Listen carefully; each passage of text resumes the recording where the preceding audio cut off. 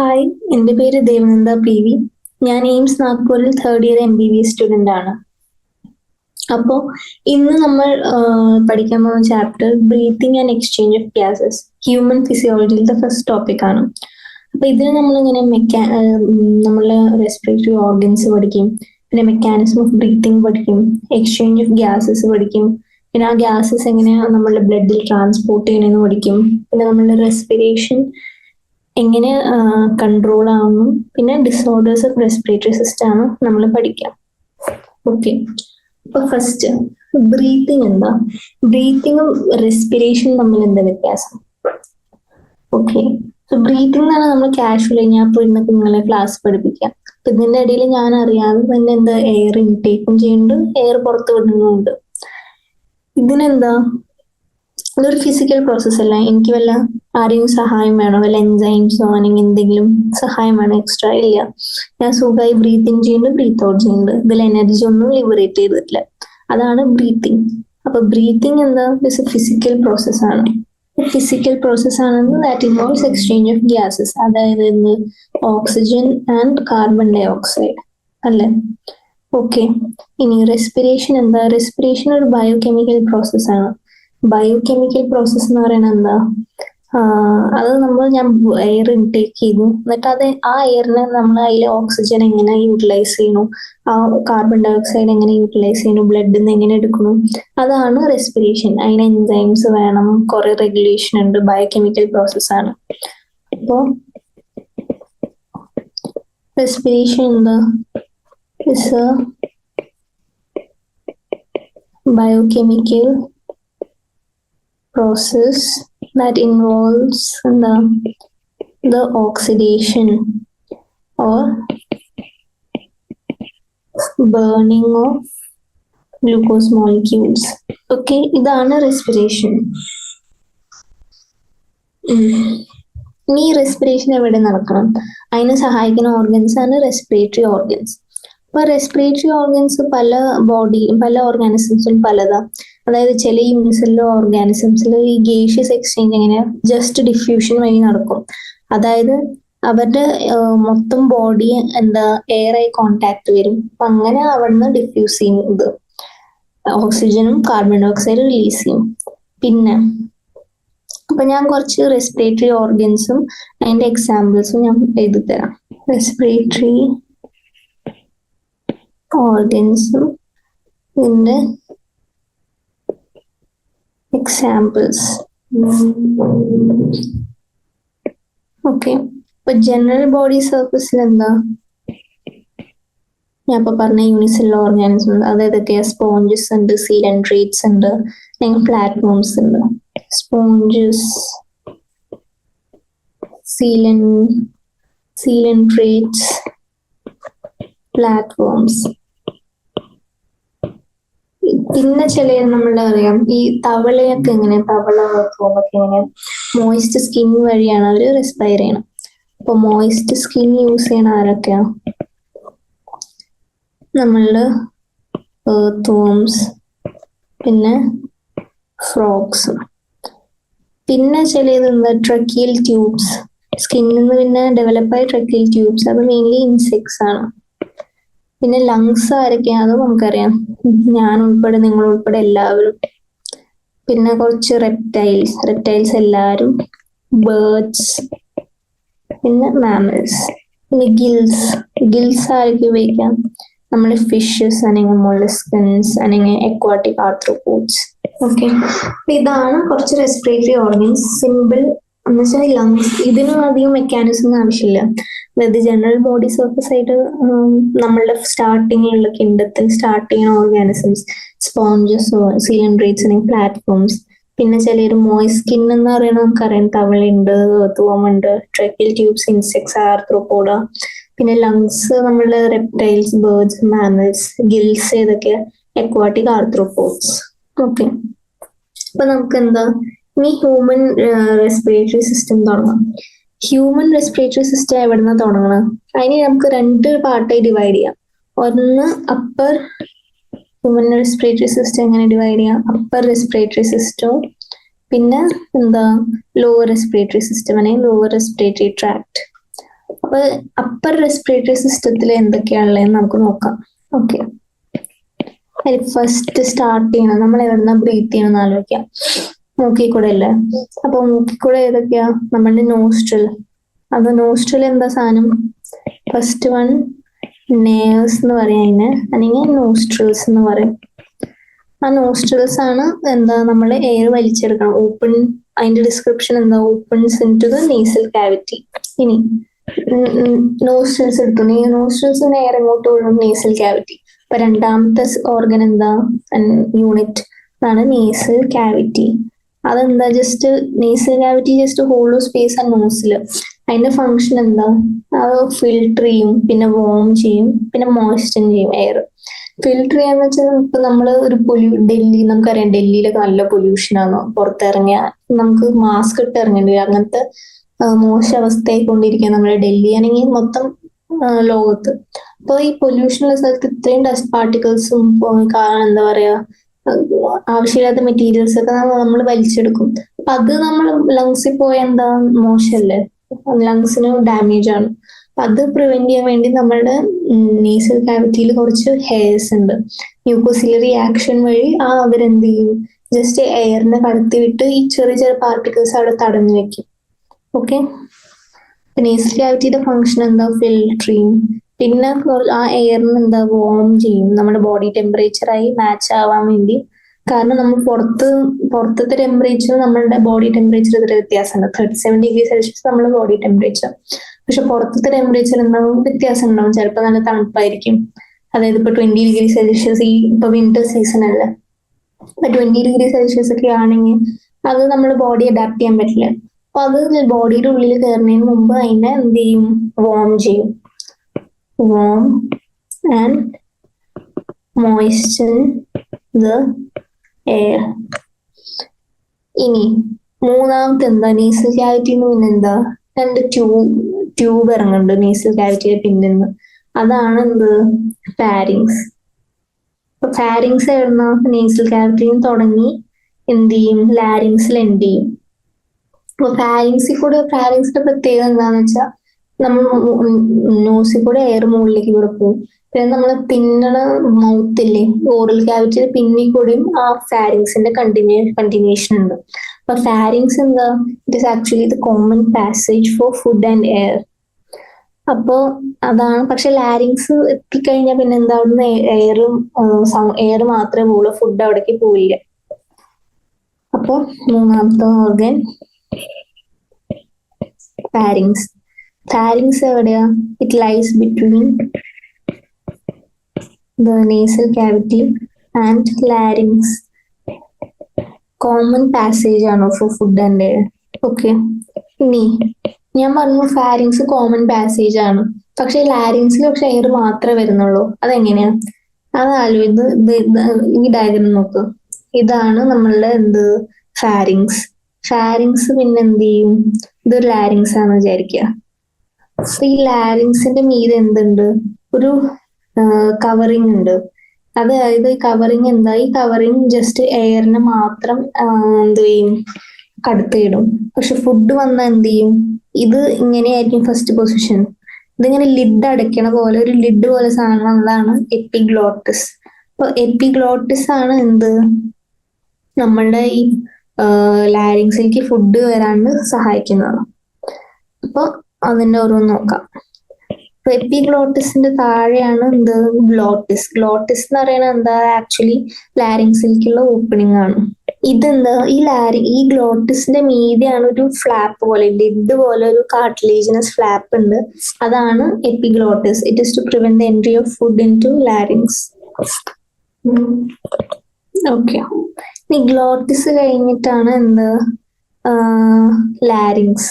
Larynx എന്താ? അത് ഒരു ലാരിങ്സ് ആണ് മെയിൻലി നമ്മളുടെ വോയിസ് ബോക്സ് എന്ന് പറയുന്നത്. അതിൻ്റെ ഉള്ളിലാണ് വോക്കൽ കോഡ്സ് ഉള്ളത്. വോക്കൽ കോഡ്സിന്റെ മൂവ്മെന്റ് അനുസരിച്ചാണ് നമുക്ക് വോക്കൽ കോഡ്സിന്റെ മൂവ്മെന്റ് അനുസരിച്ചാണ് ഇതെന്ത്? സൗണ്ട് പ്രൊഡ്യൂസ് ചെയ്യണം. ലാരിങ്സിന്റെ function the production of sound. ഇതാണ് നമ്മളുടെ എന്ത്? അപ്പർ റെസ്പിറേറ്ററി ട്രാക്ടിന്റെ ഡെഫിനിഷൻ. ഓക്കെ. ഇനി ഞാൻ പറഞ്ഞു അപ്പർ റെസ്പിറേറ്ററി ട്രാക്ട് ഉണ്ട് ലോവർ. അപ്പൊ നമ്മള് എയർ എവിടെ വരെ എത്തി? നമ്മുടെ നോസ്ട്രിൽസ് വഴി നേസൽ ക്യാവിറ്റി, ഫാരിങ്സ്, ലാരിങ്സ് വരെ എത്തി. ഈ ലാരിങ്സിന് താഴെ ഉള്ള സ്ട്രക്ചേഴ്സ് ആണ് എന്ത്? Lower respiratory tract. Lower respiratory tract എന്താ? അതിൽ ഫസ്റ്റ് വരുന്ന ലാരിങ്സ് കഴിഞ്ഞ് വരുന്ന സ്ട്രക്ചർ ആണ് ട്രക്കിയ. ട്രക്കിയ ആക്ച്വലി ഒരു ഫ്ലെക്സിബിൾ ട്യൂബ് ആണ് കണക്ടിങ് എന്ത് ലാരിങ്സും നമ്മളുടെ ലങ്സിന്റെ ഉള്ളിലെ ബ്രോങ്കൈയും. ഈ ട്രക്കിയുടെ പ്രത്യേകത എന്താണെന്നറിയോ? ഇപ്പൊ നമ്മളെ ഒരു ട്യൂബാണ്, ആ ട്യൂബ് എന്താ ഇങ്ങനെ കൊളാപ്സ് ആവരുത്, അതാ അങ്ങനെ മെയിൻറ്റെയിൻ ചെയ്യണം ആ പേറ്റൻസി. അത് മെയിൻറ്റെയിൻ ചെയ്യാൻ വേണ്ടിയിട്ടാണ് ഫ്ലെക്സിബിൾ ആയിട്ട് എന്ത് കാർട്ടിലേജിനസ് റിങ്സ് ഉണ്ട്. ഓക്കെ, അപ്പൊ ഇതിന്റെ function passage of air in to bronchi. ഇനി വരുന്നതാണ് ബ്രോങ്കൈ. ബ്രോങ്കൈ എന്താ? ഇത് ആക്ച്വലി ഈ ട്രക്കിയ ഇനി ലങ്സിന്റെ ഉള്ളിൽ കടന്നു രണ്ട് ട്യൂബായിട്ട്, റൈറ്റ് ലങ്ങിലും ലെഫ്റ്റ് ലങ്ങിലും. അപ്പൊ അതാണ് pair tubes that enter the lungs. അതാണ് നമ്മളുടെ ബ്രോങ്കൈ. ഇനി എന്താ? ബ്രോങ്കിയോൾസ്. അപ്പൊ എന്താ പറയാ, ട്രക്കിയായി പിന്നെ അത് ലങ്സിൽ കയറും. ലങ്സിൽ നിന്ന് ഇനി ചെറിയ ചെറിയ ലങ്സിന്റെ സ്ഥലങ്ങളിലേക്ക് എത്തിക്കാൻ എന്ത് ചെറിയ ബ്രോങ്കൈ ഉണ്ട്, അതിനെയാണ് നമ്മൾ എന്താ പറയുക ബ്രോങ്കിയോൾസ് എന്ന് പറയാം. ആ ബ്രോങ്കിയോൾസ് ഡിവൈഡ് ചെയ്ത് എന്ത് പ്രൈമറി ആവും, സെക്കൻഡറി ആവാം, ടെർഷ്യറി ആവാം. ഓക്കെ, ഇവരുടെ ഫംഗ്ഷൻ എന്താ? ഇവരാണ് പിന്നെ എന്ത് നമ്മളുടെ ലങ്സിന്റെ ഉള്ളിൽ ഒരു സാക്ക് ലൈക്ക് സ്ട്രക്ചർ ആയ ആൽവിയോളൈ ഉണ്ട്. ആൽവിയോളയ്ക്ക് ട്രക്കിന്ന് ബ്രോങ്കൈ, ബ്രോങ്കൈന്ന് ബ്രോങ്കിയോൾ, ബ്രോങ്കിയോളിന് ഫൈനലി എയർ എവിടെ എത്തും? ആൽവിയോളൈ. ആൽവിയോളയിലാണ് എന്താ പറയാ എക്സ്ചേഞ്ച് ഓഫ് ഗ്യാസസ് നടക്കണം. പിന്നെയുള്ള മെയിൻ വേറെ ഓർഗൻ ലങ്സ് ഉണ്ട്, പിന്നെ ലാസ്റ്റ് ഓർഗൻ ആണ് ആൽവിയോളൈ. ആൽവിയോളൈ എന്താ? It is actually grape like vascularised bag like structure ആണ്. ഇതിന്റെ it is ultimate site for respiration അല്ലെങ്കിൽ എക്സ്ചേഞ്ച് ഓഫ് ഗ്യാസസ്. ഓക്കെ, അപ്പൊ ഇത്രയേ ഉള്ളൂ എന്ത് എന്താ പറയാ നമ്മളുടെ റെസ്പിറേറ്ററി സിസ്റ്റം. ഹ്യൂമൻ റെസ്പിറേറ്ററി സിസ്റ്റത്തിന്റെ പാർട്സ് ആണ് upper respiratory tract, lower respiratory tract. അതിലത്തെ ഓരോ പാർട്സ് ഞാൻ പറഞ്ഞു. ഇനി ഇതെങ്ങനെയാ സ്റ്റെപ്സ് എന്ന് ഞാൻ പറഞ്ഞുതരാം. അപ്പൊ അതായത് ഈ ഡയഗ്രാം നോക്കുക. ഇതിൽ പക്ഷെ ആക്ച്വലി എല്ലാം ഇല്ല എന്ന് വെച്ചാൽ അപ്പർ റെസ്പിറേറ്ററി ട്രാക്ടിന്റെ നോസ്ട്രിൽസ്, നേസൽ ക്യാവിറ്റി, ഫാരിങ്സ് കാണിച്ചിട്ടില്ല. ഇത് ലാരിങ്സ് തൊട്ട് കാണുക. അപ്പൊ ശരി, എയർ അവിടെ നിന്ന് എത്തി ലാരിങ്സിലെത്തി. ഇനി ലാരിങ്സ് എത്തി എങ്ങനെയായിരിക്കും? ട്രക്കിയയിൽ ഇങ്ങനെ വരും. ട്രക്കിയയിൽ വന്ന് ഇനി ലങ്സിന് ആര് കൊടുക്കും? നമ്മളുടെ ബ്രോങ്കൈ കൊടുക്കും. ഇനി ബ്രോങ്കൈന് ആൽവിയോളിൽ ചെയ്ത് ആൽവിയോളിൽ എത്തിക്കണമെങ്കിൽ മൈന്യൂട്ട് ആയിട്ടുള്ള ഈ ട്യൂബ് ലൈക്ക് സ്ട്രക്ചർ ഉണ്ട്, അതാണ് ബ്രോങ്കിയോൾസ്. അവിടുന്ന് പിന്നെ ആൽവിയോളയിൽ എത്തും. ആൽവിയോളയിൽ എത്തിയിട്ടാണ് അവിടെ എക്സ്ചേഞ്ച് ഓഫ് ഗ്യാസസ് നടക്കുക. അപ്പൊ ആൽവിയോളയിൽ എന്ത് ഓക്സിജൻ എത്തി, ഓക്സിജൻ എന്ത് ചെയ്യും? ഓക്സിജന് അത് ബ്ലഡിലേക്ക് കൊടുക്കും ആൽവിയോളൈ. മറ്റേ ബ്ലഡിൽ നിന്ന് ഓരോ ഓർഗൻസിനും തിരിച്ച് ഹാർട്ടിൽ നിന്നല്ല മറ്റേ ഈ വീനസ് ബ്ലഡ് വരുന്നത്, അതിലുള്ള കാർബൺ ഡൈ ഓക്സൈഡ് ആൽവിയോളൈക്ക് തിരിച്ചു കൊടുക്കും. ആ കാർബൺ ഡൈ ഓക്സൈഡ് നമ്മൾ തിരിച്ച് ഈ വന്ന വഴി എന്ത് ചെയ്യും? പുറത്തു വിടും. ഇതാണ് എന്ത് steps involved in breathing. Okay, അപ്പൊ ഇനി മെക്കാനിക്സ് ഓഫ് ബ്രീത്തിങ് പറയുന്നതിന് മുമ്പ് ഞാൻ ഇതുവരെ പറഞ്ഞ സാധനങ്ങൾ നമുക്ക് NCERT നോക്കാം. ഓക്കെ, അപ്പൊ ഫസ്റ്റ് ബേസിക്, ഈ ലോവർ ഇൻവെർട്ടിബ്രേറ്റ്സ് ആയ സ്പോഞ്ചസ് അല്ലെങ്കിൽ സിലിൻഡ്രേറ്റ്സ്, അവർക്കൊക്കെ ഓക്സിജൻ, കാർബൺ ഡൈ ഓക്സൈഡ് എങ്ങനെ സിമ്പിൾ ഡിഫ്യൂഷൻ വഴിയാണ് ബോഡി സർഫസിൽ വരിക. ഇതല്ലാണ്ട് എന്താ എർത്ത് ഫോംസ് എന്ത് യൂസ് ചെയ്യും? മോയിസ്റ്റ് ക്യൂട്ടിക്കിൾ യൂസ് ചെയ്യും. ഇൻസെക്ട്സിന് ട്രക്കിയൽ ട്യൂബ്സ് ഉണ്ട്. പിന്നെ സ്പെഷ്യലൈസ്ഡ് വാസ്കുലറൈറ്റ് സ്ട്രക്ചേഴ്സ് ആയി ഗിൽസ് എവിടെ കാണും? ഈ മറ്റേ അക്വാട്ടിക് ആർത്രോപോഡ്സ്, ഫിഷസിനൊക്കെ കാണും, മൊളസ്കിൻസിനും കാണും. പിന്നെ ഈ വാസ്കുലറൈസ്ഡ് ബാഗായ ലങ്സ് എവിടെ നോട്ട് തുടങ്ങും? Reptiles, birds and mammals. പിന്നെ ആംഫീബിയൻസ് എന്താ? ആംഫീബിയൻസ് ഈ ഫ്രോഗ്സ് എന്ത് സ്മോൾ സ്കിൻ വഴിയും അവര് റെസ്പയർ ചെയ്യും. ഇതാണ് ഇൻട്രൊഡക്ഷൻ. പല റെസ്പിറേറ്ററി ഓർഗൻസും എന്താ പറയാ റെസ്പിറേറ്ററി ഓർഗൻസും ഈ വേരിയസ് ഓർഗാനിസംസ്. ഇനി നമുക്ക് നോക്കേണ്ടത് എന്താ? Human respiratory system. Human respiratory system എവിടെ നിന്നാണ് തുടങ്ങുന്നത്? ഞാൻ പറഞ്ഞു നോസ്ട്രിൽസ്. നോസ്ട്രിൽസ് ആണ് നമ്മുടെ അപ്പർ ലിപ്പിന്റെ മുകളിലായിട്ടാണ് നോസ്ട്രിൽസിന്റെ ഓപ്പണിംഗ്. നോസ്ട്രിൽസ് പിന്നെ ഒരു നേസൽ ചേംബർ, നേസൽ ക്യാവിറ്റിയിൽ വരും. ഈ നേസൽ ചേംബർ പിന്നെ എവിടേക്ക് ഓപ്പൺ ചെയ്യും? Pharynx, common passage four food and air. പിന്നെ ഫാരിങ്സ് എവിടെ? ലാരിങ്സിലേക്ക് ഓപ്പൺ ചെയ്ത് ട്രക്കിയാവും. ലാരിങ്സ് എന്താ സൗണ്ട് ബോക്സ് ആണ്. ഈ നമ്മൾ ഭക്ഷണം കഴിക്കുന്ന സമയത്ത് ഈ ഗ്ലോട്ടിസ് എന്താ ക്ലോസ് ചെയ്യും നമ്മളെ ലാരിങ്സിനെ. ഗ്ലോട്ടിസിനെ ക്ലോസ് ചെയ്യാൻ എപ്പിഗ്ലോട്ടിസ് ഉണ്ട്. അപ്പൊ ഫുഡ് ലാരിങ്സിന്റെ ഉള്ളിൽ വരില്ല. അത് കഴിഞ്ഞ് ട്രക്കിയ എന്താ, trachea is actually straight tube ആണ് extending up to mid thoracic cavity അല്ലെ. Mid thoracic cavity at the level of എന്താ ഫിഫ്ത് thoracic vertebrae ലാണ് അത് ഡിവൈഡ് ചെയ്യുക. ഇത് ഓർത്ത് വെക്കണം, ഏത് ലെവലിലാണ് അവർ ഡിവൈഡ് ചെയ്യുന്നത്. Fifth thoracic vertebra. ഓക്കെ. ഇനി ബ്രോങ്കൈ എന്ത്, primary bronchi, secondary bronchi, tertiary bronchi ആവും. അത് കഴിഞ്ഞത് ബ്രോങ്ക്യോൾസ് ആവും. എൻഡിങ് ബ്രോങ്ക്യോൾസ് പിന്നെ എന്ത് ചെയ്യും, നമ്മളുടെ എവിടേക്ക് കൊടുക്കും, വാസ്കുലറൈസ്ഡ് ബാഗ് ലൈക്ക് സ്ട്രക്ചറായ ആൽവിയോളേക്ക് കൊടുക്കും. ഓക്കെ. ഇനി ഇതെല്ലാം കൂടി നമ്മളുടെ branching network of bronchi, bronchioles, alveoli ആണ് ലങ്സ് ഉണ്ടാക്കുന്നത്. ഈ ലങ്സിന് ശരിക്കും ലങ്സ് ഭയങ്കര ഡെലിക്കേറ്റ് ഓർഗനാണ്. നമുക്ക് ബ്രെയിനിനെ പ്രൊട്ടക്ട് ചെയ്യാൻ സ്കള്ളുള്ള പോലെ ലങ്സിനെ പ്രൊട്ടക്ട് ചെയ്യാൻ എന്തുണ്ട്, ഒരു കേജ് ഉണ്ട്, അതാണ് റിബ് കേജ്. അതുകൂടാതെ തന്നെ ലങ്സിന് ഒരു പ്ലൂറൽ മെംബ്രെയിൻ ഉണ്ട്, ഒരു ഡബിൾ ലെയർഡ് പ്ലൂറ. അതിന്റെ ഔട്ടർ മോസ്റ്റിനെ നമ്മൾ പെരൈറ്റൽ പ്ലൂറ എന്ന് പറയും. പിന്നെ ഈ ലങ്സ് ആയിട്ട് കോണ്ടാക്ട് ഉള്ളതാണ് വിസറൽ പ്ലൂറ. വിസറൽ എന്ന് പറഞ്ഞാൽ വിസറൽ ഓർഗൻസിനെ കവർ ചെയ്തിട്ട് visceral pleura. Inner plural membrane എന്താ, നമ്മളുടെ ലങ്സ് ആയിട്ടാണ് കോണ്ടാക്ട് ചെയ്യുന്നത്. ഇനി ഈ റെസ്പിറേറ്ററി സിസ്റ്റത്തിന് രണ്ട് പാർട്ട് ഉണ്ട്. ഈ എക്സ്ചേഞ്ച് പാർട്ടും ഉണ്ട്, കണ്ടക്ടിങ് പാർട്ടും ഉണ്ട്. കണ്ടക്ടിങ് പാർട്ട് ഏത് വരെയാ, നമ്മളുടെ external nostrils up to terminal bronchioles. കാരണം അവരുടെ ജോലി എന്താ, ജസ്റ്റ് എയറിനെ ആൽവിയോളെ വരെ എത്തിക്കുക. അപ്പൊ നോസ്ട്രിൽസ് ടു ടെർമിനൽ ബ്രോങ്ക്യോൾസ് ആണ് നമ്മളുടെ കണ്ടക്ടിങ് പാർട്ട്. പക്ഷെ ആൽവിയോളയും പിന്നെ ഡക്ട്സും ഈ ബ്ലഡ് വെസൽസും കൂടി ചേർന്ന് എന്ത് ഫോം ചെയ്യും, റെസ്പിറേറ്ററി ആണെങ്കിൽ exchange part of the respiratory system. ഇപ്പൊ കണ്ടക്ടിങ് പാർട്ടിന്റെ ഫംഗ്ഷൻ എന്താ, ഒന്ന് ഇറ്റ് ക്ലിയേഴ്സ് എന്താ ഫോറിൻ പാർട്ടിക്കിൾസ്, പിന്നെ അതെന്താ നമ്മളുടെ എയറിന്റെ ബോഡി ടെമ്പറേച്ചറിലേക്കായി മോയ്സ്റ്റ് വാം ആക്കും. ഇതൊക്കെയാണ് എന്താ പറയാ കണ്ടക്ടിങ് പാർട്ടിന്റെ ഫംഗ്ഷൻ. എക്സ്ചേഞ്ച് പാർട്ടിലാണ് നമുക്ക് നമ്മൾ ആൽവിയോളയിൽ നിന്ന് ഓക്സിജൻ ബ്ലഡിലേക്ക് വരുന്നതും ബ്ലഡിലത്തെ വേസ്റ്റ് മെറ്റീരിയൽ ആയ കാർബൺ ഡൈ ഓക്സൈഡ് ആൽവിയോളയിലേക്ക് തിരിച്ചു പോകുന്നത്. ഇനി ലങ്സ് ഒരു ആക്ച്വലി തൊറാസിക് ചേംബറിന്റെ ഉള്ളിലാണ്. തൊറാസിക് ചേംബർ എന്താ, തൊറാസിക് ചേംബറിന്റെ ഔട്ട്ലൈൻ എന്താ, വെൻട്രൽ എന്താന്ന് ആലോചിക്കുക, സ്റ്റേർണം ഉണ്ട്, പിന്നിൽ എന്താ വെർട്ടിബ്രൽ കോളം, ലാറ്ററലി എന്താ റിബ്സ് ഉണ്ട്, പിന്നെ ഏറ്റവും അടിയിൽ ഒരു ഡോംസ് ഷേപ്ഡ് ഡയഫ്രം ഉണ്ട്. ഇങ്ങനെ ഇതാണ് ഡയഫ്രം. ഇത് ലങ്സ് ഡയഫ്രത്തിന് മീതെ റെസ്റ്റ് ചെയ്യണം. അപ്പൊ നമ്മൾ ഇൻസ്പിരേഷന്റെ സമയത്ത് എന്ത് ചെയ്യും, ഈ ഡയഫ്രം താഴോട്ട് ഇങ്ങനെ വലിക്കും. ഇപ്പൊ താഴോട്ട് വലിച്ച ഒരു പ്രഷർ ഗ്രേഡിയന്റ് പുള്ളിങ് എന്ന് വെച്ചാൽ നമ്മൾ ഒരു സാധനം വലിച്ചാലല്ലേ നമ്മളുടെ അടുത്തേക്ക് എത്തുള്ളൂ. പുഷ് ചെയ്ത് അത് വരുമോ, പുഷ് ചെയ്ത് എന്ത് ചെയ്യും, അത് നമ്മളുടെ ദൂരം നിന്ന് പോകും. അതേപോലെ ഒരു ഡോർ തുറക്കണ പോലെ ഈ ഡയഫ്രം ഇങ്ങനെ തുറന്നു എന്ന് വെച്ചാൽ അടിയിലേക്ക് പോയി, അപ്പോഴാണ് എയർ വരിക. അപ്പൊ അതാണ് പിന്നെ എക്സ്പിരേഷന്റെ സമയത്ത് എന്ത് ചെയ്യും, ഇതിപ്പോ താഴെ ഈ ലെവലിൽ വന്നു, ഇത് പക്ഷെ കുറച്ച് ഇങ്ങനെ മുകളിലേക്ക് ആയ എന്താ ഒരു ഫോഴ്സ് വന്നില്ലേ, ആ ഫോഴ്സ് ഈ ലങ്സിന്റെ ഉള്ളിൽ എയറിനെ പുഷ് ചെയ്ത് പുറത്തേക്ക് വിടും. ഓക്കെ. അപ്പോ ഇതൊരു ഇമ്പോർട്ടന്റ് സ്റ്റേറ്റ്മെന്റ് ആണ്. The anatomical setup of lungs and thorax is such that any change in the volume of thoracic cavity will be reflected in the pulmonary cavity. മനസ്സിലായല്ലോ? ഓക്കെ.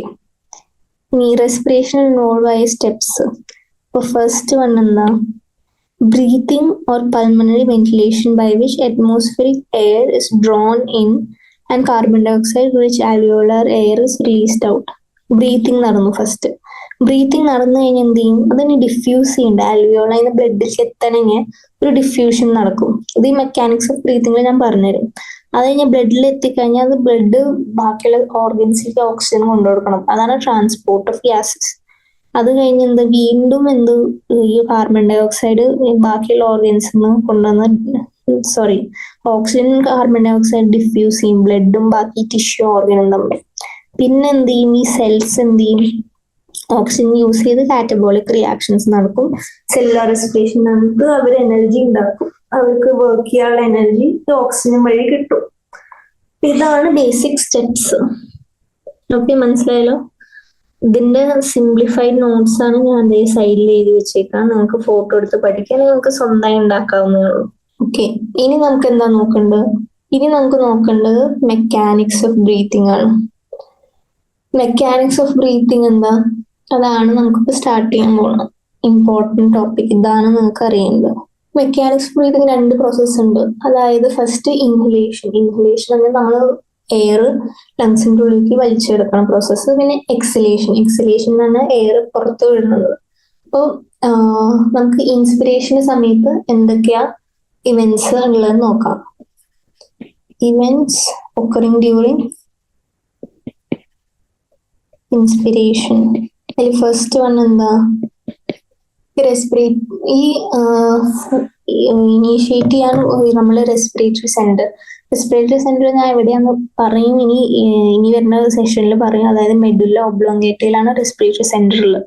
അവിടെ ഒരു സ്റ്റിമുലസ് കിട്ടും, നെർവസ് സ്റ്റിമുലസ്. അപ്പൊ അതാണ് first respiratory centre. Stimulus start ചെയ്യും, initiates the stimulus. അത് കഴിഞ്ഞിട്ട് എന്തുണ്ടാവും?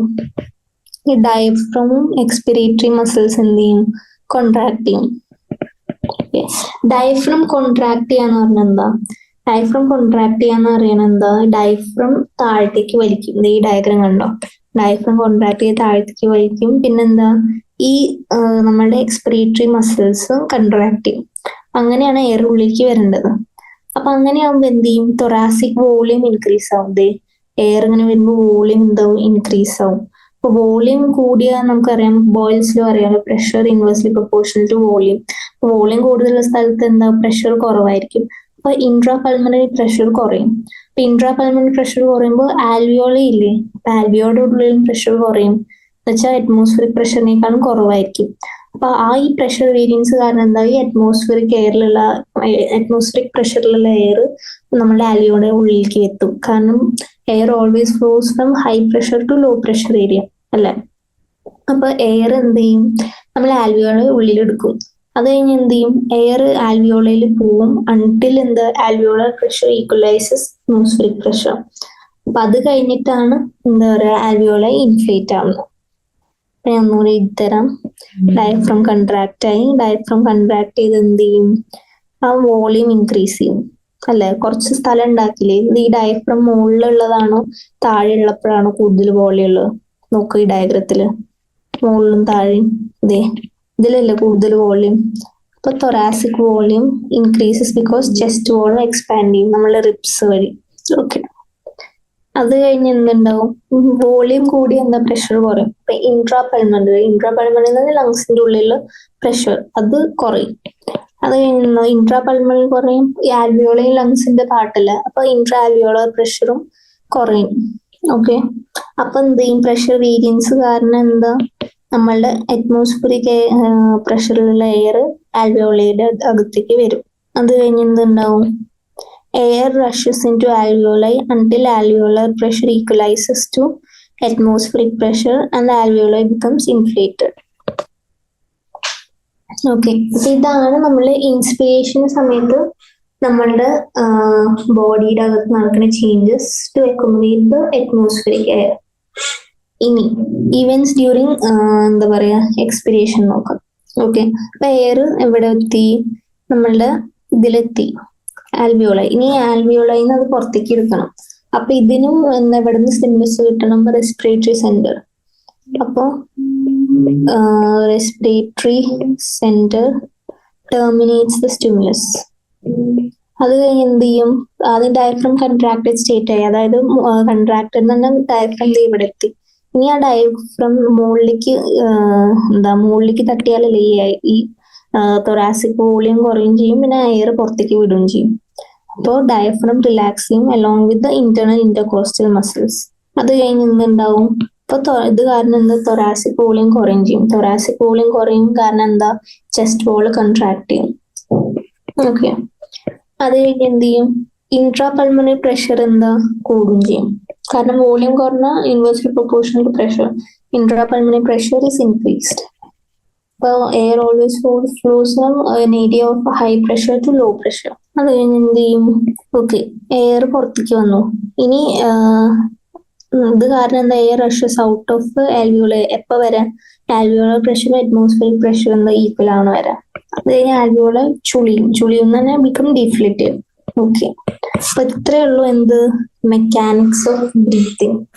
ഇത് ഭയങ്കര സിമ്പിൾ പഠിക്കാനില്ല. കുറച്ച് ഫിസിക്സ് എന്ന് വെച്ചാൽ ബേസിക് ഫിസിക്സും കെമിസ്ട്രി ഉപയോഗിച്ച് നമുക്ക് എന്താ പറയാ, നമ്മുടെ ബോഡിയുടെ ഉള്ളിൽ നടക്കുന്ന സയൻസ് പഠിക്കാം. അതായത് ബയോ എന്ന് പറയുന്നത് ജസ്റ്റ് പ്യുവർ ബയോ അല്ല, അത് ആക്ച്വലി ഇന്റഗ്രേറ്റഡ് അല്ലേ. ഫിസിക്സും കെമിസ്ട്രിയും ബേസിക് നോളജ് മതി ഇത് നിങ്ങൾക്ക് പഠിക്കാം. മനസ്സിലാക്കി പഠിക്കാൻ എളുപ്പമുള്ള ചാപ്റ്ററാണ് ഹ്യൂമൻ ഫിസിയോളജി. ഇത് നിങ്ങൾ ഇപ്പൊ നന്നായി പഠിച്ചാൽ നിങ്ങൾക്ക് എന്താ MBBS നിങ്ങൾക്ക് സീറ്റ് കിട്ടുമ്പോൾ ഫിസിയോളജിയും മെഡിസിൻ ഒക്കെ പഠിക്കാൻ ഈസി ആവും. അപ്പൊ നമുക്ക് NCERT പഠിക്കാം. NCERT കൊടുത്ത ലൈൻസ് ഏതൊക്കെ ഇമ്പോർട്ടന്റ്, ഞാൻ ഹൈലൈറ്റ് ചെയ്ത ലൈൻസ് ഇല്ലേ, അതാണ് ഇമ്പോർട്ടന്റ്. അതിൽ ക്വസ്റ്റ്യൻസ് വരാൻ സാധ്യത ഏറ്റവും കൂടുതൽ ഇപ്പൊ NCERT വരികയാണെങ്കിൽ. അപ്പൊ ഈ ഓരോ ഹൈലൈറ്റ് ആയ ലൈൻ നിങ്ങളും ഹൈലൈറ്റ് ചെയ്ത് വെച്ച് നിങ്ങളുടെ ക്വസ്റ്റ്യൻസ് ചെയ്ത് പ്രാക്ടീസ് ചെയ്തനുസരിച്ച് ഇമ്പോർട്ടന്റ് അല്ലാത്തത് നിങ്ങൾ നോട്ടീസ് ചെയ്യണം. ബ്രീത്തിങ്ങിൽ 2 സ്റ്റേജസ് ആണ്. ഫസ്റ്റ് എന്താ? ഇൻസ്പിറേഷന്റെ സമയത്ത് atmospheric air is drawn in, and എക്സ്പിറേഷനിൽ alveolar air is released out. ഇനി movement of air in to and out of the lungs is carried out by creating a pressure gradient. ആ pressure gradient എങ്ങനെ സഹായിക്കുന്നത്? നമ്മുടെ thoracic വോളിയത്തിന്റെ difference വഴി. അപ്പൊ inspiration നടക്കണമെങ്കിൽ intrapulmonary pressure എന്തായിരിക്കും? കുറയണം. അറ്റ്മോസ്ഫിയറിക് പ്രഷർ, അതായത് നെഗറ്റീവ് പ്രഷർ ആയിരിക്കണം എന്താ ലങ്സിൽ with respect to atmospheric pressure. Negative pressure എന്ന് പറയാൻ എന്താ? പോസിറ്റീവ് പ്രഷർ എന്ന് വെച്ചാൽ റിലേറ്റീവിലാണ് നമ്മൾ പറയുന്നത്. അറ്റ്മോസ്ഫിയറിനേക്കാളും കൂടുതലാണെങ്കിൽ അത് പോസിറ്റീവ് പ്രഷർ, അറ്റ്മോസ്ഫിയറിനേക്കാളും കുറവാണെങ്കിൽ അത് നെഗറ്റീവ് പ്രഷർ. അപ്പൊ സിമിലർലി എക്സ്പിറേഷൻ എപ്പോഴാണ് നടക്കുക? Intrapulmonary pressure is higher than the atmospheric pressure. അപ്പൊ ഡയഫ്രം കുറച്ച് മസിൽസ് ഉണ്ട്, എക്സ്റ്റേണൽ ആൻഡ് ഇന്റേണൽ ഇന്റർകോസ്റ്റൽസ്. അതാണ് എന്തിനു സഹായിക്കുക? ഈ പ്രഷർ ഗ്രേഡിയന്റ് ഉണ്ടാക്കാൻ സഹായിക്കാം. അപ്പോൾ ഇൻസ്പിറേഷൻ ഇനീഷ്യേറ്റ് ചെയ്യുന്ന എപ്പോഴാണ്? It is by the contraction of diaphragm which increases the volume of thoracic chamber. എപ്പോഴാണ്? Antero posterior axis. Antero posterior axis എന്ന് പറയുന്നത് നമ്മുടെ ഫ്രണ്ടിനും ബാക്കിലേക്കാണ് ഈ എന്താ പറയാ contraction of diaphragm, volume of thoracic chamber ഈ ആക്സിസിൽ ഉണ്ടാകും. ഇനി ഇന്റർകോസ്റ്റൽ മസിൽ, അതായത് എക്സ്റ്റർണൽ ഇന്റർകോസ്റ്റൽ മസിൽസ് കൺട്രാക്ട് ചെയ്ത എന്താ? ഈ റിബ്സിന് മുകളിലേക്കും റിബ്സും സ്റ്റേർണത്തിന്റെ മുകളിലേക്ക് കൊണ്ടുപോകും. അത് കാരണം ഡോർസോ വെൻട്രൽ ആക്സിസിലാണ് എന്ത് കാണുക? Increase in volume. അപ്പൊ ഇത് 2 സ്റ്റേറ്റ്മെന്റ് ആണ്. അത് എസർഷൻ റീസൺ ചോദിക്കാൻ പറ്റണത്. ഇപ്പൊ contraction of diaphragm increases the volume of thoracic chamber in dorso ventral axis ഞാൻ ഒരു സ്റ്റേറ്റ്മെന്റ് തന്നു. അതിന് നിങ്ങൾ പറയാം ശരിയാണോ തെറ്റാണോ. നമുക്കിതിൽ ഞാൻ പറഞ്ഞു കുറച്ച് സയന്റിഫിക് ടേംസ് അറിഞ്ഞാൽ മതി ഈ ക്വസ്റ്റ്യൻസ് സോൾവ് ചെയ്യാൻ. അപ്പൊ ഡോർസോ വെൻട്രലും ആന്ററോ പോസ്റ്റീരിയലും എന്താ വ്യത്യാസം? ഡോർസോ വെൻട്രൽ നമുക്കറിയാം, നമ്മുടെ ബോഡിയുടെ പിൻഭാഗമാണ് ഡോർസ്, ഫ്രണ്ടിലുള്ളതാണ് വെൻട്രൽ. അപ്പൊ ആ ആക്സിസിൽ എന്താ പറയാ വോളിയം കൂട്ടണമെങ്കിൽ അത് ആർക്കാ പറ്റുള്ളൂ? നമ്മള് റിബ്സും സ്റ്റേണും മുകളിലേക്ക് വന്നാലല്ലേ അത് പറ്റുള്ളൂ. അപ്പൊ അതാണ് നിങ്ങൾ ആലോചിക്കുന്നത്. അപ്പൊ അത് കഴിഞ്ഞ് എന്താ? ഇൻക്രീസ് ഇൻ പൾമണറി വോളിയം എന്ത് ചെയ്യും? നമ്മളുടെ ഇൻട്രാ പൾമണറി പ്രഷർ കുറയ്ക്കും. അപ്പൊ എന്താ? പ്രഷർ റീഡിങ് ഉണ്ടാവും. അറ്റ്മോസ്ഫിയറിന് എയർ എന്ത് ഇതിലേക്ക് വരും, ലങ്സിന്റെ ഉള്ളിലേക്ക്, അതായത് ഇൻസ്പിറേഷൻ. ഇനി നമ്മൾ ഈ താഴത്തേക്ക് വന്ന കൺട്രാക്ട് ആയ ഡയഫ്രം ഇനി മുകളിലേക്ക് വരും, റിലാക്സ് ചെയ്യുമ്പോൾ എന്ത് ചെയ്യും? റിലാക്സേഷൻ നടക്കുമ്പോഴാണ് എന്താ പറയാ നമ്മളുടെ തൊറാസിക് വോളിയം കുറയും. തൊറാസിക് വോളിയം കുറഞ്ഞാൽ എന്ത് ചെയ്യും? ഇൻട്രാപൾമണറി പ്രഷർ കൂടും. അപ്പൊ എയർ എപ്പോഴും പ്രഷർ കൂടിയോടത്തുനിന്ന് കുറവുള്ളോടത്തേക്കാണ് പോവുക. അപ്പൊ this leads to an increase in intrapulmonary pressure. Expiration നടക്കും. ഇനി കുറച്ച് അഡീഷണൽ മസിൽസ് ഉണ്ട്, അതായത് സ്കെലീൻ, ട്രപ്പീസിയസ് ഒക്കെയാണ് നമുക്ക് ഇതല്ലാണ്ട് ഇന്റർകോസ്റ്റൽസ് അല്ലാണ്ടുള്ള മസിൽസ് റെസ്പിറേഷന് സഹായിക്കണം. ഇനി ഒരു നോർമൽ ഹ്യൂമൻ ബീയിങ് ഒരു മിനിറ്റിൽ എത്ര പ്രാവശ്യം ഒരു റെസ്പിറേഷൻ കംപ്ലീറ്റ് ചെയ്യും? ഒരു റെസ്പിറേഷൻ എന്ന് പറയുന്നത് ഇൻസ്പിറേഷൻ എയർ ഉള്ളിലെടുത്തു പിന്നെ പുറത്തേക്ക് വിട്ടു, അതിനാണ് ഒരു റെസ്പിറേഷൻ എന്ന് പറയുന്നത്. ഞാൻ എത്ര ബ്രീത്തിങ് ചെയ്യും? നോർമലി 1 മിനിറ്റിൽ 12 to 16 ടൈംസ് പെർ മിനിറ്റ് ആണ്. ഇനി നമ്മളുടെ എന്താ പറയാ എത്ര എയർ നമ്മൾ വോളിയം ഓഫ് എയർ നമ്മൾ ബ്രീത്തിങ് മൂവ്മെന്റ്സിന് ഉപയോഗിച്ചത് നമുക്ക് സ്പൈറോമീറ്റർ എന്ന് പറഞ്ഞൊരു ഡിവൈസ് ഉണ്ട്. അതുവഴി നിങ്ങൾക്ക് എന്ത് ചെയ്യും പൾമണറി ഫങ്ഷൻസ് ചെയ്യാൻ പറ്റും. ഓക്കെ, അപ്പോ ഇതാണ് മെക്കാനിക്സ് ഓഫ് ബ്രീത്തിങ്. ഇനി നമുക്ക് കുറച്ച് സയന്റിഫിക് ടേംസ് പഠിക്കണം. ഓരോ different types of respiratory volumes അത് ഞാൻ നിങ്ങൾക്ക് നന്നായി എക്സ്പ്ലെയിൻ ചെയ്ത് തരാം. ഫസ്റ്റ് വരുന്ന എന്താ, റെസ്പിറേറ്ററി വോളിയൂംസും കപ്പാസിറ്റീസും. ഫസ്റ്റ് ടൈപ്പ് വോളിയം ആണ് ടൈഡൽ വോളിയം. ടൈഡൽ വോളിയം എന്ന് പറയുന്നത് എന്താ, നമ്മൾ നോർമലി എന്താ, ഞാൻ ഇപ്പൊ ഇവിടെ ഇരുന്നോണ്ട് നിങ്ങൾ പഠിപ്പിച്ചുകൊണ്ടിരിക്കുമ്പോൾ ഞാൻ റെസ്പിറേഷൻ നിർത്തിയോ, ബ്രീത്തിങ് നിർത്തിയോ? ഇല്ലല്ലോ, അത് അതിന്റെ വഴി നടക്കില്ലേ. അപ്പൊ വോളിയം ഓഫ് എയർ എന്താ, ഞാൻ നോർമൽ റെസ്പിറേഷൻ സമയത്ത് ഇൻസ്പയർ അല്ലെങ്കിൽ എക്സ്പയർ ചെയ്തതാണ് ടൈഡൽ വോളിയം. ഇത് അപ്രോക്സിമേറ്റ്ലി 500 ml ആണ് ഹെൽത്തി പേഴ്സണിൽ ടൈഡൽ വോളിയം. ഞാനിപ്പോ എത്ര വോളിയം ഓഫ് എയർ ഇപ്പൊ നോർമലി ഞാൻ എടുക്കുന്നു അല്ലെങ്കിൽ പുറത്തു നിന്നാണ് ടൈഡൽ വോളിയം. ഇതിന്റെ നോർമൽ വാല്യൂ എത്രയാ, 500 ml ആണ്. ഇത് ഓർത്ത് വെക്കണം. ഇനി അടുത്തത് എന്താ, അതാണ് ഇൻസ്പിരേറ്ററി റിസർവ് വോളിയം. ഇൻസ്പിരേറ്ററി റിസർവ് വോളിയം എന്ന് പറയുന്നത് എന്താ, ഇപ്പൊ ഞാൻ നോർമലി ഇങ്ങനെ ബ്രീത്ത് ചെയ്യണം, ഇനി പക്ഷെ ഞാൻ ഇൻസ്പിരേറ്ററി ആണ് കേട്ടോ. ഇൻസ്പിരേറ്ററി എന്ന് പറഞ്ഞാൽ ഞാൻ ഫോഴ്സ്ഫുൾ ആയിട്ട് ഞാൻ വേണമെന്ന് വെച്ച് ഇങ്ങനെ ഡീപ് ബ്രീത്ത് എടുത്തു, അതായത് ഞാൻ വേണമെന്ന് വെച്ച് കുറെ എയർ ഞാൻ വലിച്ചെടുത്തു. അതിന് എന്താണ് പറയാ, ആ എക്സ്ട്രാ വോളിയം ഞാൻ ഇൻസ്പയർ ചെയ്യുന്നതിനാണ് പറയാ ഫോഴ്സ്ഫുൾ ഇൻസ്പിരേഷന്റെ സമയത്ത് അതിനെയാണ് നമ്മൾ ഇൻസ്പിരേറ്ററി റിസർവ് വോളിയം എന്ന് പറയുന്നത്. ഇതിന്റെ അപ്രോക്സിമേറ്റ്ലി വാല്യൂ നിങ്ങൾ ലിറ്ററിൽ ഓർത്ത് വെക്കുക, കാരണം നമ്പേഴ്സ് എളുപ്പ 2.5 to 3.5 ലിറ്റർ. ഇത് ഈ 500 ml അല്ലാണ്ട് ഞാൻ എക്സ്ട്രാ ആയിട്ട് വലിച്ചെടുത്ത എയറിന്റെ വോളിയമാണ് ഇൻസ്പിരേറ്ററി റിസർവ് വോളിയം. അതുപോലെ ഞാൻ ഈ 500 ml അല്ലാണ്ട് ഞാൻ ഫോഴ്സ്ഫുള്ളി എക്സ്പയർ ചെയ്ത് പുറത്തു വിടാമല്ലോ. അതായത് ഞാൻ അങ്ങനെ ഡീപ് ബ്രീത്ത് എടുത്തു, എന്നിട്ട് വേണമെന്ന് വെച്ച് ഫോഴ്സ്ഫുൾ എക്സ്പയർ ചെയ്തു. അതിനെയാണ് നമ്മൾ എന്ത് പറയാ, എക്സ്പിരേറ്ററി റിസർവ് വോളിയം. അപ്പൊ അതാണ് it is the additional volume of the air which a person can expire by a forcible expiration. ഇത് അപ്രോക്സിമേറ്റ്ലി എന്താ, കുറവായിരിക്കും. നമുക്ക് വലിച്ചെടുക്കാൻ എളുപ്പമാണ്, പക്ഷെ പുറത്തു വിടുന്ന എയറിന്റെ വോളിയം കുറവായിരിക്കും. അത് 1 ലിറ്റർ to 1.1 ലിറ്റർ ആണ്. 1 ലിറ്റർ to 1.1 ലിറ്റർ ആണ് നോർമൽ വാല്യൂ. ഇനി ഇതല്ലാണ്ട് ഞാൻ ഫോഴ്സ്ഫുൾ ആയിട്ട് എന്താ പറയാ എക്സ്പയർ ചെയ്തു. ഫോഴ്സ്ഫുൾ ആയി എക്സ്പയർ ചെയ്ത് കഴിഞ്ഞിട്ട് കുറച്ച് വോളിയം ഓഫ് എയർ എപ്പോഴും നമ്മളെ ലങ്സിന്റെ ഉള്ളിൽ ബാക്കി വരും. അതിനെയാണ് നമ്മൾ റെസിഡ്യുവൽ വോളിയം എന്ന് പറയുന്നത്. അതെന്താ, it is the volume of air which remains in the lungs even after a forcible expiration. ഇതിന്റെ വാല്യൂ എന്താ, കുറച്ച് ഇതിന്റെ നമ്മളുടെ എക്സ്പിരേറ്ററി റിസർവ് വോളിയത്തിനേക്കാളും കുറച്ച് കൂടുതൽ, ഒരു 100 ml കൂടുതലുള്ളൂ. അത് 1.1 to 1.2 ലിറ്റർ. അപ്പോൾ ഇതാണ് കുറച്ച് എന്താ പറയാ റെസ്പിറേറ്ററി വോളിയംസ്. ഇനി ഒന്നിൽ കൂടുതൽ 2 റെസ്പിറേറ്ററി വോളിയംസ് നമ്മൾ ആഡ് ചെയ്ത് കിട്ടുന്ന ഒരു സാധനമില്ലേ, അതിനെയാണ് നമ്മൾ റെസ്പിറേറ്ററി കപ്പാസിറ്റി എന്ന് പറയുന്നത്. അപ്പൊ ഫസ്റ്റ് നമുക്ക് നോക്കേണ്ടത് എന്താ, ഇൻസ്പിറേറ്ററി കപ്പാസിറ്റി. ഇൻസ്പിറേറ്ററി കപ്പാസിറ്റി എന്ന് പറയുന്നത് ടോട്ടൽ വോളിയം ആണ്. ടോട്ടൽ വോളിയം ഓഫ് എയർ ഒരാള് എന്താ പറയാ നോർമൽ എക്സ്പിരേഷൻ കഴിഞ്ഞ് നമ്മൾ വലിച്ചെടുക്കും. അതായത് ഞാൻ ഇപ്പൊ നോർമലി എന്ത് ചെയ്യും, ബ്രീത്ത് ചെയ്തു, അത് കഴിഞ്ഞ് എന്താ, ഞാൻ ടോട്ടൽ വോളിയം ഓഫ് എയർ ഒരു നോർമൽ എക്സ്പിരേഷൻ കഴിഞ്ഞാൽ വലിച്ചെടുക്കുന്നതിനെയാണ് നമ്മൾ ഇൻസ്പിരേറ്ററി കപ്പാസിറ്റി എന്ന് പറയുന്നത്. അപ്പൊ ഇതിന് നമ്മൾ എന്ത് ചെയ്യും, ഞാൻ നോർമലി എക്സ്പയർ ചെയ്യുമ്പോൾ എത്ര വോളിയം ഓഫ് എയർ ഉണ്ട്, 500 ml. അത് പ്ലസ് ഞാൻ ഇൻസ്പയർ ചെയ്യണം വേണമെന്ന് വെച്ചാൽ, അപ്പൊ അതെന്താ IRV അല്ലേ.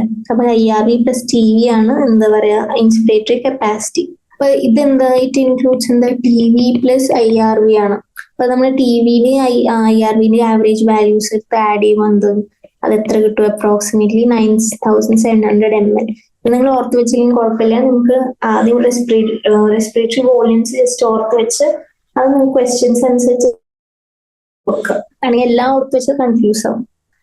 അപ്പൊ അതുപോലെ തന്നെ എന്താ പറയാ, ഇൻസ്പിറേറ്ററി കപ്പാസിറ്റി പോലെ ഒബ്വിയസ്ലി വേറെ എന്തുണ്ടാവും, എക്സ്പിറേറ്ററി കപ്പാസിറ്റി.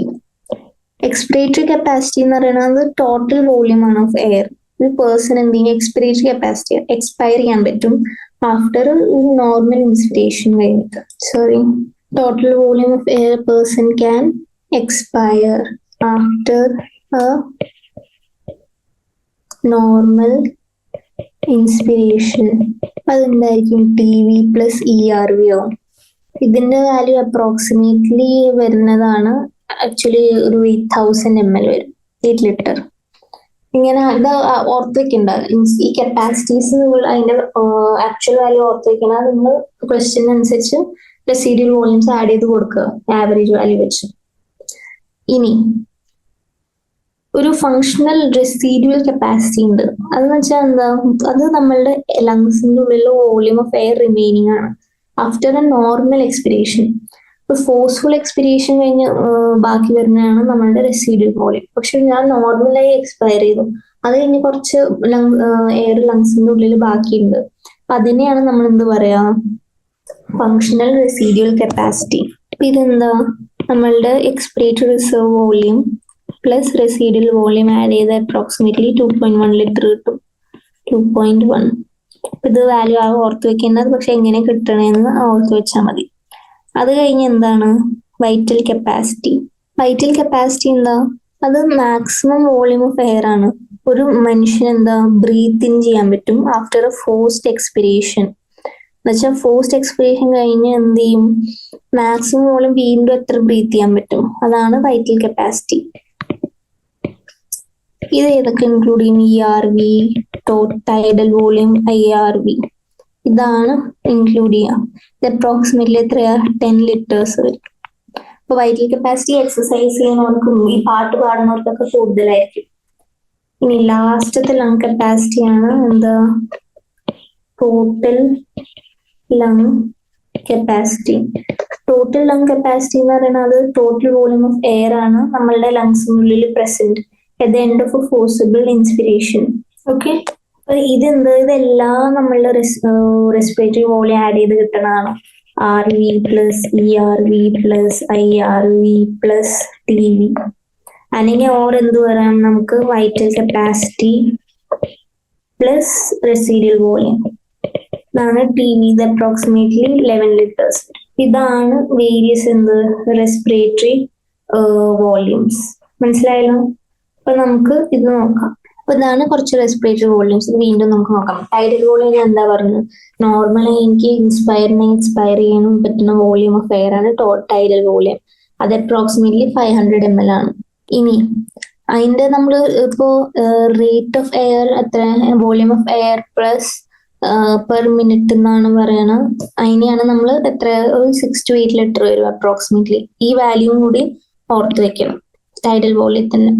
ഇനി inspiratory reserve volume. Inspiratory reserve volume ഞാൻ പറഞ്ഞു, നിങ്ങൾ പറയാം ഒരു ഫോഴ്സിബിൾ ഇൻസ്പിറേഷൻ വഴി അഡീഷണൽ വോളിയം എത്ര നമുക്ക് എയർ വലിച്ചെടുക്കാം, അതാണ് inspiratory reserve volume 2.5 to 3 litre.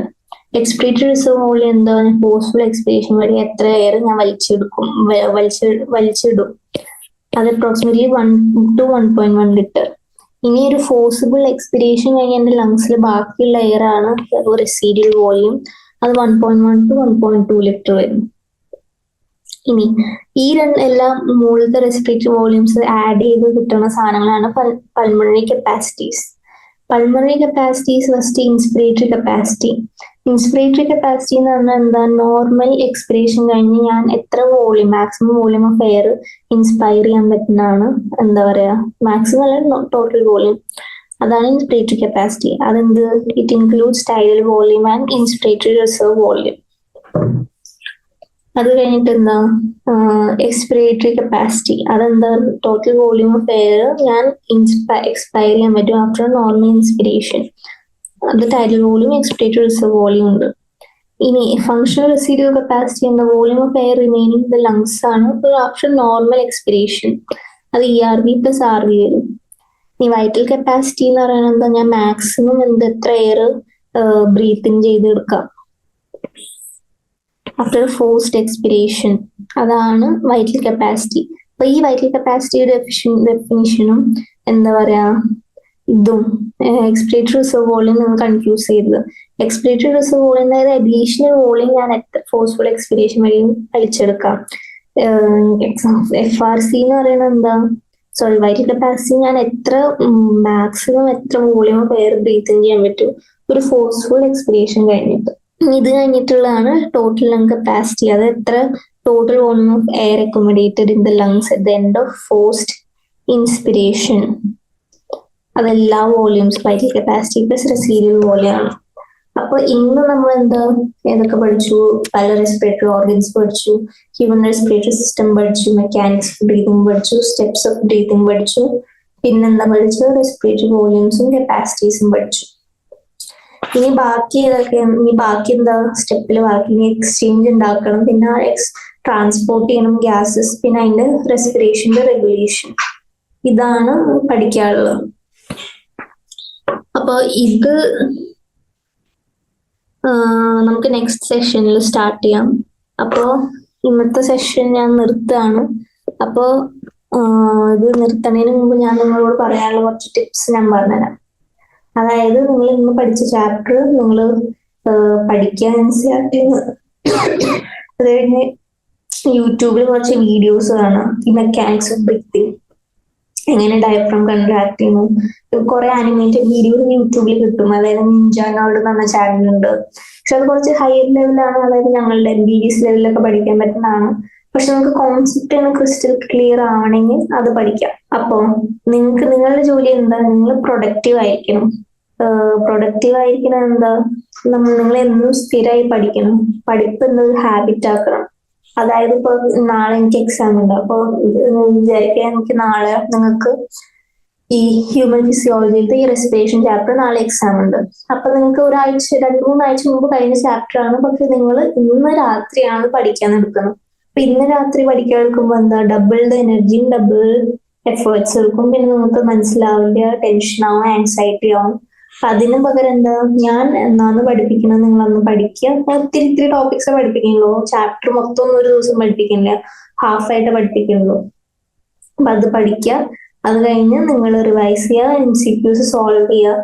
എന്നാലേ നിങ്ങൾക്ക് എന്തൊരു നല്ലൊരു MBBS സീറ്റ് കിട്ടുള്ളൂ.